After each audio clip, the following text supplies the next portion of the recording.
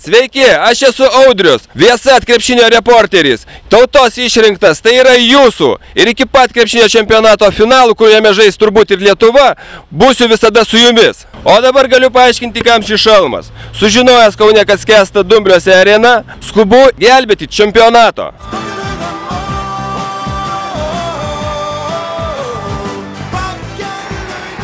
Arena yra pastatyta, tai čia visų pirma. Vidų infrastruktūra yra praktiškai sutvarkyta.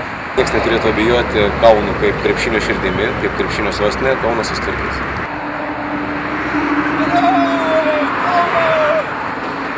Ką, brangioji tauta, pasirodo, šiandieną statosi, jokio dumblo čia nėra. Ir visi sako, kad ji bus laiku pastatyta, taip kad visi galime gyventi ir laukti atidarymo šios arenos kartu, ramus.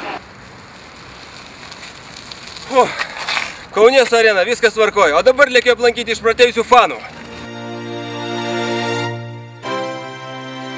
Kas čia per daiktas? Taigi netyčia gimiau su to kamuoliu. Pirmas sakė, išlindo kamuolys, o paskui pasirodžiau ir visą gyvenimą taip nešioju. Ir visą laiką, kada būna tokie didžiuliai čempionatai, kino plaukai nuslinksta ir atsiranda būtent šita galva.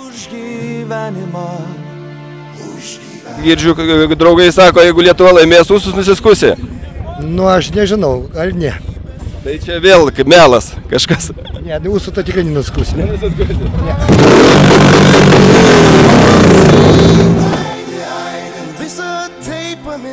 Bevažinėdamas po Lietuvą, aš supratau, kad vien naujų arenų, ištikimų sirgalių gali ir nepakakti.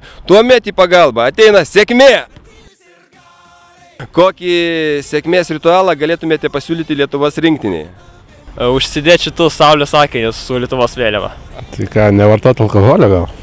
Nu jo, greičiausiai įsipešiot plaukus iš pažastų. Gal Lietuvos trispalvę nagus nusilakuot? Na, manau, prieš kiekvienas rungtynės jiems reikėtų šokti kokį nors šokį arba panuoti kokią dainą, kai jūs užvestų juos. Kokį šokį jūs krepšinio rinktiniai pasiūlytumėte? O, nežinau, nu gal kaip yra Šakiros ta daina vaka vaka kokį nors. Tai galėtų šokti lambadą. Lambadų. Taip. Tai greičiausia tai koks nors čiunga-čianga, pavyzdžiui. Tai mergaičių turbūt šokis. Ančiukų šokį. Nu, nežinau, suktinė. Mambo kokį nors. Lambada. Kankana.